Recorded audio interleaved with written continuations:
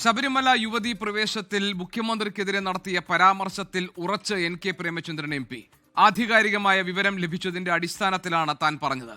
രഹന ഫാത്തിമയും ബിന്ദു അമ്മിണിയും മല ചവിട്ടാൻ എത്തിച്ചത് പൊറോട്ടയും ബീഫും വാങ്ങി എന്നായിരുന്നു എൻ.കെ. പ്രേമചന്ദ്രൻ നടത്തിയ വിവാദ പരാമർശം.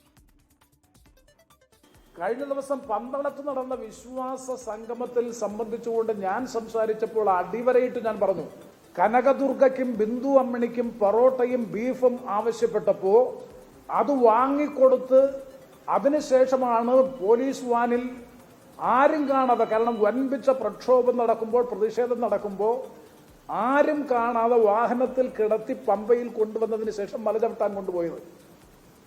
ഈ കാര്യങ്ങൾ ഇതിനു മുമ്പ് ഷിബു ബേബി ജോൺ പറഞ്ഞപ്പോഴും വി.ഡി. സതീശൻ പറഞ്ഞപ്പോഴും ഒരിക്കലും തോന്നാത്തൊരു വികാരമാണ് കഴിഞ്ഞ ദിവസം പന്തളത്ത് ഞാൻ പ്രസംഗിച്ചതിന് ശേഷം CPM സൈബർ സംഘത്തിന്റെ നേതൃത്വത്തിലുള്ള കനത്ത കടന്നാക്രമണം നടന്നുകൊണ്ടിരിക്കുന്നത്. ഞാൻ അതിനെ സന്തോഷത്തോടുകൂടി സ്വാഗതം ചെയ്യുകയാണ്. വിവരങ്ങളുമായി അരുൺ രാജ് കൊല്ലത്ത് നിന്നുണ്ട്. അരുൺ, ഈ ശബരിമലയിലെ യുവതീ പ്രവേശനവുമായി ബന്ധപ്പെട്ട വളരെ കടുത്ത ചില പരാമർശങ്ങളാണ് എൻ.കെ. പ്രേമചന്ദ്രൻ നടത്തിയത്. രഹന ഫാത്തിമയും ബിന്ദു അമ്മിണിയും ഒക്കെ മല ചവിട്ടിച്ച് പൊറോട്ടയും ബീഫും വാങ്ങി എന്നതായിരുന്നു.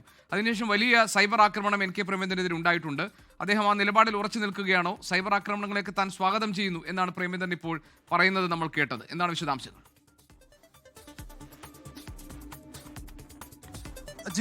എൻ.കെ. പ്രേമചന്ദ്രനല്ല ആദ്യമായി ഇത്തരം ഒരു പരാമർശം നടത്തുന്നത്. ശബരിമലയിലെ യുവതീ പ്രവേശനവുമായി ബന്ധപ്പെട്ട് അന്ന് മല ചവിട്ടിയ രഹന ഫാത്തിമ, കനകദുർഗ, ബിന്ദു അമ്മിണി തുടങ്ങിയവർക്ക് പൊറോട്ടയും ബീഫും വാങ്ങിക്കൊടുത്തിട്ട് ശേഷമാണ് ഈ മല ചവിട്ടാൻ കൊണ്ടുപോയത് എന്ന് ആദ്യ പരാമർശമായി രംഗത്ത് വരുന്നത് RSPയുടെ സംസ്ഥാന സെക്രട്ടറി ഷിബു ബേബി ജോണും പിന്നീട് പ്രതിപക്ഷ നേതാവ് വി.ഡി. സതീശനും അടക്കമുള്ളവരാണ്.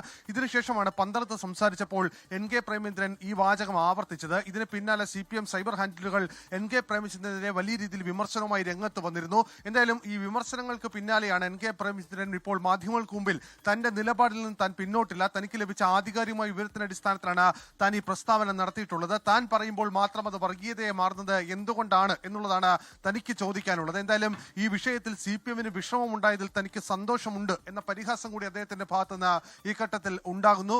മുഖ്യമന്ത്രിയുടെ അറിവോടുകൂടിയാണ് ഇത്തരം സംഭവങ്ങൾ, ഇത്തരം സൈബർ അധിക്ഷേപങ്ങൾ നടക്കുന്നത് എന്നുള്ളതാണ് എൻ.കെ. പ്രേമചന്ദ്രൻ ആവർത്തിച്ച് വ്യക്തമാക്കുന്നത്.